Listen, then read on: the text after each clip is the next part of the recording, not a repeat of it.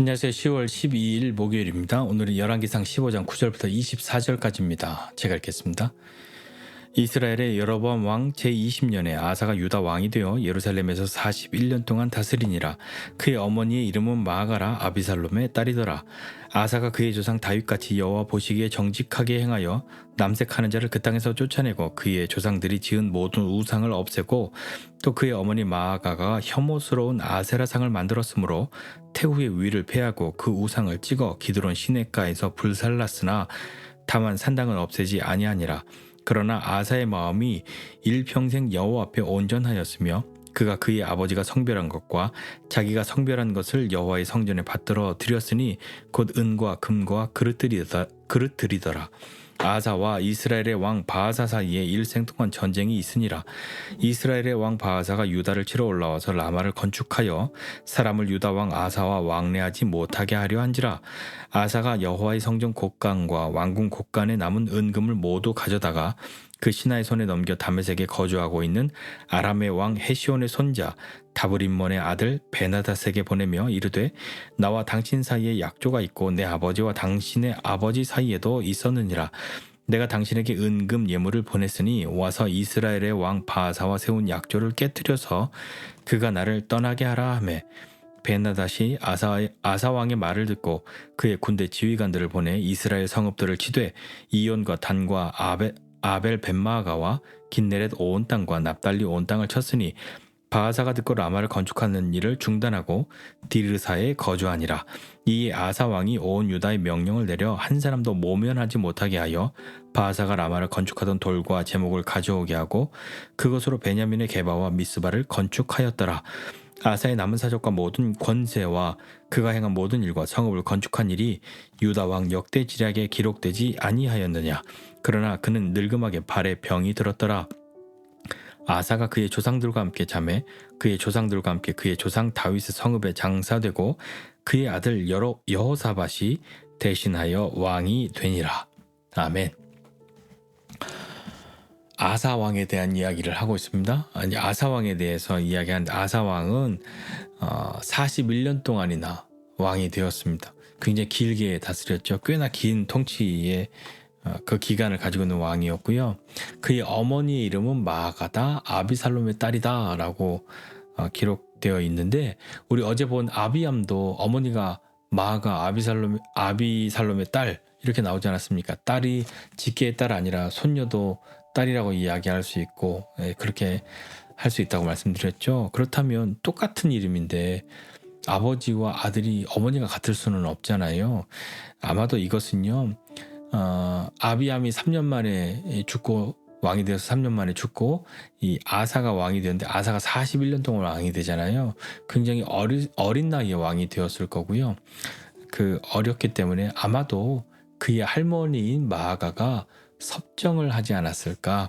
그러니까 그 어린 시절부터 그렇게 이 왕의 다스림과 관계가 있었던 깊은 연관이 있었던 이 마아가를 그냥 어머니로 그렇게 표현한 것이지 않을까 하는 생각을 해보게 됩니다.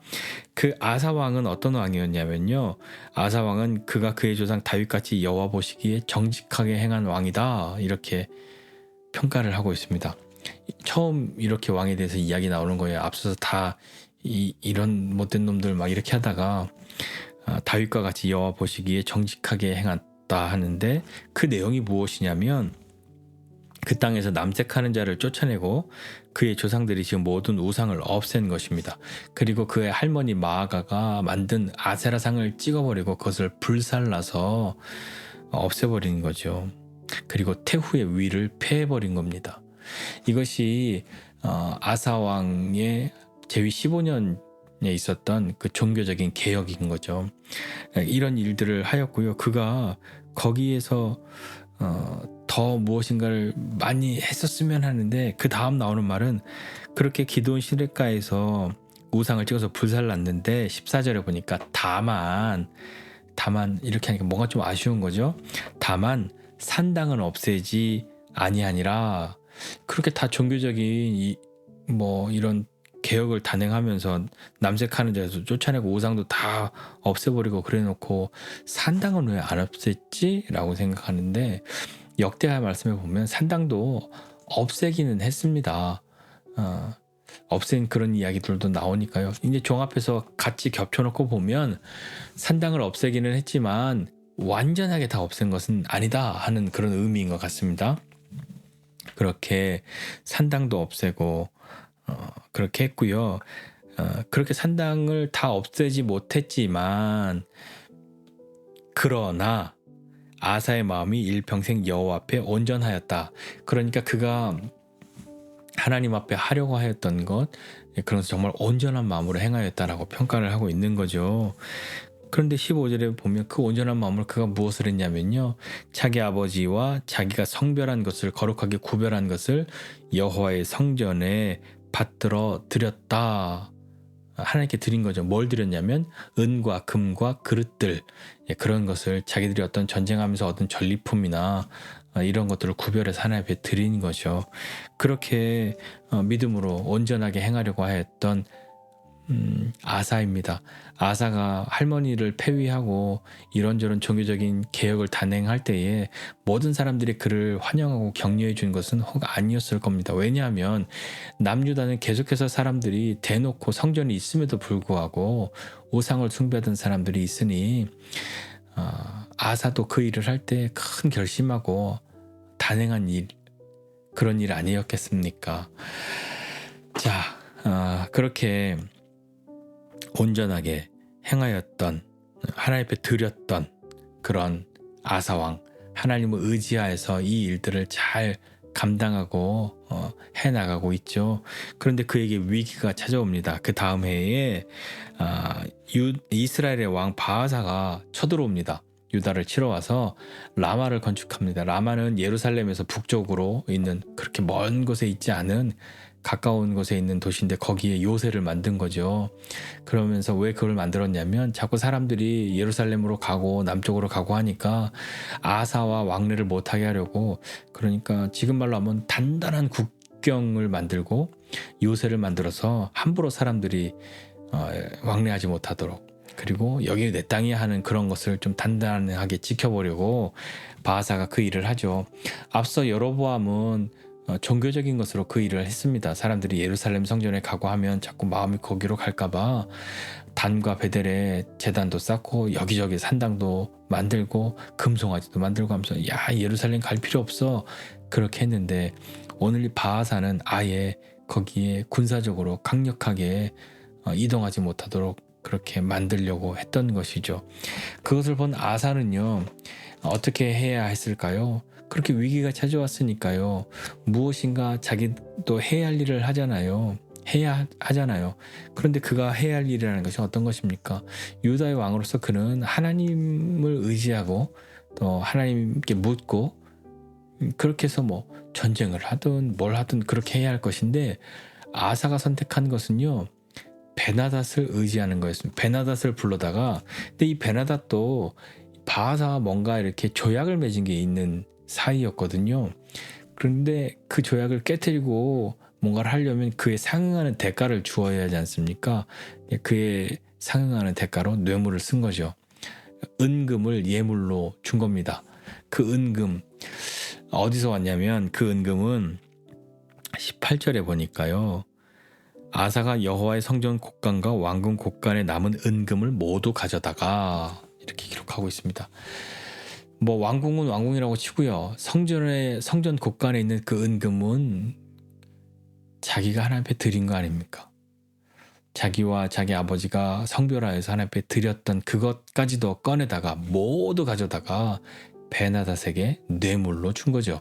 그러면서 베나닷에게, 야, 여기 이렇게 얘가 라마 짓고 있어, 우리 힘든데 너 이스라엘 여기저기 좀 쳐들어가 주면 이 바하사가 자기네 여기저기서 전쟁하고 있는데 갈 거 아니야, 그렇게 좀 우리한테 좀 떠나게 그렇게 좀 해줘 라고 부탁을 한 겁니다. 마치 뭐 우리 예전에 정치판에서 선거 때만 되면 야, 북한한테 야, 대포 한 번만 쏴줘, 총 한 번만 쏴줘 했던 거랑 꽤나 비슷한 거죠. 여하튼요, 그렇게 베나닷이 그 뇌물을 받고 아사의 말을 들어줍니다. 아사의 부탁을 들어주어서 이스라엘의 이곳저곳을 몇 곳을 쳐들어가죠. 그러니까 바하사가 라마를 건축하던 것을 내려두고 돌아갑니다. 성공했죠. 자기 위기를 벗어났습니다. 그러고 나니까 어떤 일이 벌어졌냐면요. 아사가 그 다음에 이렇게 이야기합니다. 22절에 바하사가 이제 떠나가고 난 다음에 22절 아사 왕이 온 유다에 명령을 내렸습니다. 그래서 한 사람도 모면하지 못하게 하고, 그러니까 한 사람도 예외 없이, 이거에서 빠져나가는 사람 없이 모두가 이 바하사가 건축하던, 라마를 건축하던 돌과 제목을 다 가져와, 그렇게 시킵니다. 뭐 노역을 시킨 거죠. 강제로 부역을 다 때려 넣은 겁니다. 그러니까 사람들이 그렇게 하고 그것을 가져다가 베냐민의 게바와 미스바를 건축합니다. 그 뒤에는 이제 아사가 한 것 뭐 했는지 다 그 기록된 거 아니야라고 항상 반복되는 그 구절이 나오고, 24절에 보니까 아사가 23절 마지막에 보니까요, 다 그렇게 기록되었는데, 그런데 그는 늙음하게 발에 병이 들었다, 이렇게 이야기합니다. 굳이 발에 병이 든 걸 꼭 써야 했던 이유는 뭘까요? 심상치 않았던 거죠. 발에 병이 든 게 약 3년 동안이나 발에 병이 들어서 그는 나라를 다스리는 일도 아들에게 넘겨줍니다. 그러면서 자기는 그 발 아픈 것 때문에, 발에 병이 든 것 때문에 뭔가를 해야 했죠. 뭔가를 해야 했습니다. 무엇이었을까요? 우리가 기대하는 바는 그러면 하나님 의지했던 이 아사가 베나닷 의지해서 좀 이렇게 휘청했지만 늙음하게는 마지막에는 하나님께로 다시 돌아오겠지라고 기대하는데, 안타깝게도 아사는 그런 모습을 보이지 않습니다. 아사는 하나님 의지한 것이 아니라 그 마지막에 의원들을 어디 더 좋은 의사 없어 하면서 의원을 의지했던 것이죠. 결국 그는 죽었고요. 그 뒤를 이어서 여호사밧이 왕이 됩니다. 자, 오늘 말씀 보면서 좀 생각해 보고 싶은 것이 있는데요. 무엇이냐면 이 아사 왕이 처음에는 굉장히 대단했습니다. 우리 사자성어에 용두삼이 이런 거 있는데, 처음에 할머니의 기세에 눌려 있다가 조금 크고 나니까 이럴 순 없어 하면서 종교적인 개혁을 단행하고 하나님 의지하는 멋진 모습을 보여주고 다윗의 길을 따르고 그렇게 했던 그 왕이 위기가 다가왔을 때 하나님 의지하는 것이 아니라 사람의 힘을 의지하고 베나닷을 의지하고, 그 의지하기 위해서 자신이 하나님께 내어드렸던 것까지도 다 꺼내다가 뇌물로 갖다 주게 된 것이죠. 또 마지막도 안타깝지 않습니까? 발에 병이 들어서 심한 병이 들었는데 3년 동안 있으면서 하나님 의지하지 않고 끝까지 의원만 찾다가 결국엔 죽게 되는 이 아사의 모습. 그러함에도 불구하고 그는 다윗처럼 정직하게 했고, 그렇게 산당을 다 없애지는 못했어도 그가 평생에 온전하게 하나님 앞에 그렇게 온전하였다라고 평가를 받았던 그런 사람인데도 불구하고 마지막에는 이렇게 안타까운 모습도 보게 됩니다.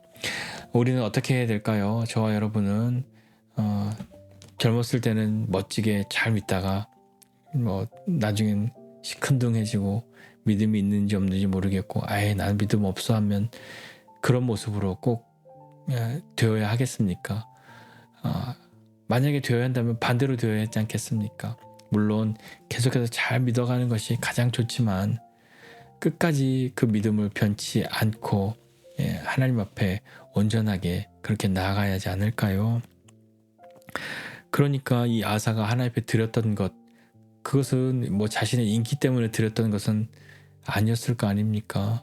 자기와 아버지가 거룩하게 구별해 놓았던 그것을 성전에 드렸는데 자신의 뜻을 이루고자 그것을 또 가볍게 여기고 그것을 다 꺼내다가 베나닷에게 주는 그런 모습을 보면서 우리는 때로 하나님 이것은 주님의 것입니다 라고 주님께 내어드렸다가 자신이 쓰고 싶으면 아니 이건 제 거니까 제가 쓸게요 라고 다시 주세요 하고 있는 그런 것 혹시 있지 않습니까? 저의 모든 시간, 저의 건강, 저의 재정 모두 주님의 것입니다 라고 고백하지만 말은 그렇게 했어도 그래도 내가 뭘 해야겠는데 저 시간 좀 주세요, 건강 좀 주세요. 재정도 주세요. 다시 주세요. 전에 드렸던 거 그거 그냥 제가 할게요 라고 하는 그런 마음, 혹시 그런 마음으로 우리가 뭐 하고 있는 것은 혹시 없습니까? 한번 좀 생각해 보고 싶습니다. 그리고 정말 우리는 누구를 의지하고 있는가, 누구를 의지해야 하는가에 대해서도 생각해 보아야 하지 않을까요? 아사가 하나님 의지하고 그가 종교적인 개혁을 단행했을 때에는 전쟁에서 승리하고 백성들과 함께 하나님과 언약을 갱신하고 선지자들로부터 하나님의 격려를 받고 그런 일들이 일어났었는데, 나중엔 그 선지자들도 사람 의지하고 베나닷 의지하고 막 이러고 난 이후에는 선지자들이 와서 뭐라고 책망하면 선지자들도 막 가둬버리고 그런 일을 합니다. 마지막에도 하나님 의지하지 않고 다른 것 의지하였던 그런 모습 본 것처럼, 위기의 때에, 어려움의 때 우리는 누구를 의지할까, 무엇을 의지해야 하는가, 그것도 한번 잘 생각해 보시지 않겠습니까? 저와 여러분은 위기의 때에 누구를, 무엇을 의지합니까? 하나님을 의지합니까? 베나닷을 의지합니까? 하나님을 의지합니까? 베나닷과 같은 것을 의지합니까? 우리 한번 생각해 보면서, 하나님, 저는 정말 주님을 의지하고 이 믿음이 더 자라나는 사람, 점점 사그라지는 사람이 아니라 잘 자라나는 사람 되기 원합니다 하는 마음의 소원과 고백이 있다면 주님의 도우심을 구하면서 그 길로 함께 나아가시지 않겠습니까? 어려움의 때에 누구를 의지하시겠습니까? 하나님을 의지한다고 하는 것이 어떻게 보면 실체가 없는 것만 같아서 잘 모르겠어요, 그렇게 이야기할 수도 있지만, 하나님을 의지하는 것은 하나님 의지하니까 나는 아무것도 안 해도 돼, 난 가만히 있을 거야, 그것 아니라 하나님 의지함으로 하나님이 우리에게 주신 것들을 활용하는 것이죠. 사용하는, 선하게 쓰는 것입니다. 그것이 하나님 의지하는 사람, 하나님과 함께하는 사람이 하나님을 의지하기 때문에 하는 것이죠. 내 힘으로는 안 될 것 같지만 하나님 의지함으로 하나님이 내게 주신 지혜를, 하나님이 내게 주신 재능을, 지식을, 주신 그 어떠한 것을 기꺼이 선하게 사용합니다 라고 하는 것 아닐까요? 가만히 있는 것이 의지하는 것 아니라 하나님이 주신 것으로 하나님과 함께 하나님께 묻고 하나님이 기뻐하시는 그 뜻을 찾아 그대로 나아가는 것이 정말 하나님을 의지하는 것 아니겠습니까? 저와 여러분은 뭐 평안할 때에도 또 위기의 때에도 하나님 의지하고 이랬다 저랬다 하지 않는 그런 믿음의 사람 되었으면 좋겠습니다. 하나님께 드렸다가 내 마음대로 썼다가 믿는 사람 같았다가 안 믿는 사람 같았다가 하나님 의지했다가 다른 것 의지했다가 그러지 않는 변함없는 충성된 그런 믿음의 사람들이 되시기를 주님의 이름으로 축복합니다. 기도하겠습니다. 하나님 아버지의 은혜와 사랑을 감사드립니다. 하나님, 우리의 믿음은 점점 사그라드는 것이 아니라 잘 자라나는 믿음 되기를 원합니다. 하나님, 그리하여서 하나님 의지하였다가 세상 의지하였다가 그러는 것 아니라, 하나님께 드렸다가 다시 내 거라고 우기고 하는 것이 아니라 변함없이 주님께 내어드리고 주님과 함께 믿음으로 살아가는 사람 되게 하여 주옵소서. 언제 어떠한 때라도 우리가 다른 것 의지하지 않고 주님 의지함으로 승리하는 것을 경험하는 믿음의 사람 되게 원합니다. 하나님, 오늘도 우리는 주님을 의지해야 할 많은 것들이 있는데 주님 의지하여 믿음으로 용기 있게 나아가겠사오니 주님 의지하는 우리에게 힘을 주시옵소서. 감사드리고 예수님의 이름으로 기도드립니다. 아멘.